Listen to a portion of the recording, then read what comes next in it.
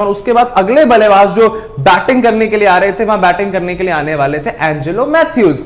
लेकिन Angelo Mathews जो है वो बैटिंग करने के लिए आते हैं थोड़ी देरी से, उनको देर हो गई। फिर जब क्रीज पर पहुंचे हैं, ऐसा नहीं है कि वो बैटिंग करने के लिए क्रीज पर पहुंचे नहीं थे, लेकिन वो बैटिंग करने के लिए वहां पर तैयार नहीं हुए थे। हुआ क्या था, क्या ये सारा मामला हुआ है आज के इस मुकाबले में, क्यों ये इस मुकाबले का 25वां ओवर शायद कहीं ना कहीं इतिहास में याद रखा जाएगा। तो जी जुड़ चुके हैं आप सभी के साथ लाइव, और इस बार आपके साथ लाइव जुड़ने का कारण जो है ये अपने आप में एक ऐतिहासिक कारण रहने वाला है, क्योंकि आज वर्ल्ड कप के मंच में जहां श्रीलंका और बांग्लादेश का मुकाबला चल रहा था, ये दोनों टीमें जो शायद आपस में आप कह सकते हैं कि हाँ इनकी भी एक अलग से राइवलरी चलती है, भला उसे नागिन डांस राइवलरी कहा जाए। अगले बल्लेबाज इस राइवलरी बैटिंग करने के लिए आ रहे हैं, ऐसी बैटिंग हुई है जो क्रिकेट के इतिहास में हमें पहली बार एंजेलो मैथ्यूज जो है बैटिंग जो चीज हुई है, इसकी तस्वीर बिल्कुल आप फिर जब क्रीज पर पहुंचे, ऐसा नहीं हुआ क्या चल रहा था ओवर नंबर 26 गेंदबाजी, लेकिन वो बैटिंग करने के लिए वहां पर तैयार नहीं हुए। शाकिब अल हसन गेंदबाजी कर रहे थे, ये सारा मामला हुआ है आज के मुकाबले में, क्यों ये इस मुकाबले का 25वां ओवर शायद कहीं ना कहीं इतिहास में याद रखा जाएगा। इस पूरे कारवां से, इस पूरे सिलसिले से जो है वो बांग्लादेश के स्पोर्ट्समैन स्पिरिट के ऊपर भी एक बार फिर बड़े सवाल आपको खड़े होते हुए नजर आएंगे, क्योंकि इस सिलसिले के अंदर और कोई नहीं बल्कि खुद इन्वॉल्व थे बांग्लादेश के कप्तान शाकिब अल हसन। अब बात करते हैं विस्तार में हुआ क्या था।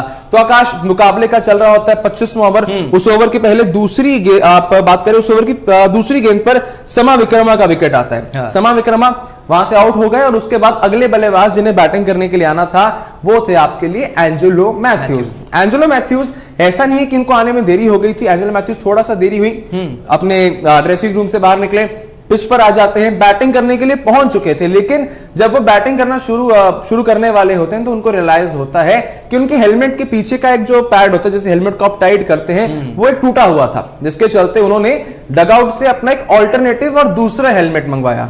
और वो दूसरा हेलमेट मंगवाता जब तक वो हेलमेट आ रहा था, शायद उसमें थोड़ी देरी हो गई, क्योंकि क्रिकेट के रूल्स क्या कहते हैं, आपको 2 से 3 मिनट के अंदर अंदर रेडी होना होता है अगली बॉल को फेस करने के लिए। मैदान पर आना एक चीज अलग है और अगली बॉल को फेस करने के लिए रेडी होना अलग है।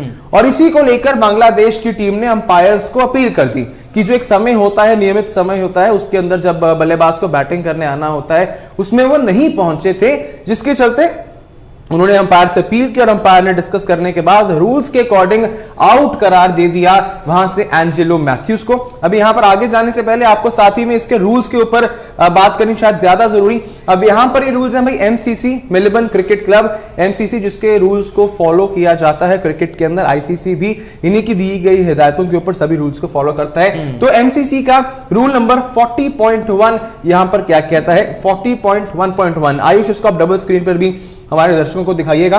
यह लिखा हुआ है, after the fall of a wicket और the retirement of a batter, the incoming batter must unless time has been called out be ready to receive the ball. मतलब विकेट गिरने के बाद या किसी भी बल्लेबाज के रिटायर आउट हो जाने के बाद जो कि अगला बल्लेबाज आ रहा है, उसे कम से कम समय लेना चाहिए, और कितना समय होना चाहिए वो भी अब इसमें मेंशन्ड है। Ready to receive the next ball within 3 minutes of the dismissal or retirement. If this requirement is not met, the incoming batter will be out and it will be called as timed out. यही कहता है rule number 40.1.1। किसी भी बल्लेबाज की out हो जाने के बाद या फिर उसके रिटायर हो जाने के बाद जो अगला बल्लेबाज आ रहा है, उसे एक नियमित और दिए गए दायरे के समय में मैदान पर आकर अगली बॉल खेलने के लिए रेडी होना पड़ेगा।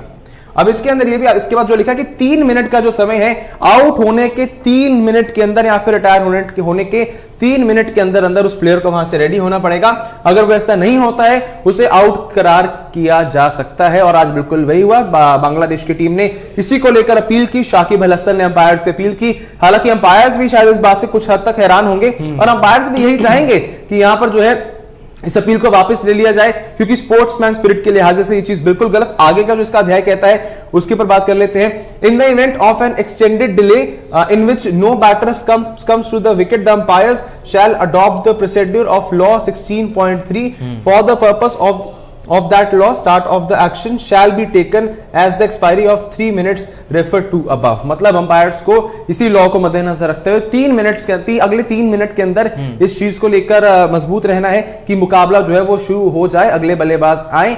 अब आज का अगर हम पूरा इंसिडेंट देखें, आकाश मेरे साथ है और इसी मुद्दे को लेकर हम यहां पर जो है वो बात भी करेंगे। आकाश, जरूर आप एक तरफ देखते हैं कि क्रिकेट वर्ल्ड कप चल रहा है, इसके अंदर जितना मुझे लगता है आकाश, एंजेलो मैथ्यूज की गलती मैं नहीं मानता। अगर ये होता कि एंजेलो मैथ्यूज को 3 मिनट से ज्यादा का समय मैदान पर आने के लिए लग गया, वो एक गलती होती, क्योंकि नए कोई खिलाड़ी नहीं है, बच्चे नहीं है एंजेलो मैथ्यूज। एंजेलो मैथ्यूज जिस तरह हम सब जानते हैं भाई, पिछले काफी वर्ल्ड कप्स ये ऑलरेडी श्रीलंका के लिए खेल चुके हैं। ये मैदान पर बल्लेबाजी करने आ गए थे। अब हेलमेट का अगर एक स्ट्रैप जो होता है आपका वो टूट गया था, आपको दूसरा मंगवाना पड़ा, तो इसमें जरूर बांग्लादेश की टीम के स्पोर्ट्समैन स्पिरिट पर बहुत बड़े सवाल खड़े होते हैं।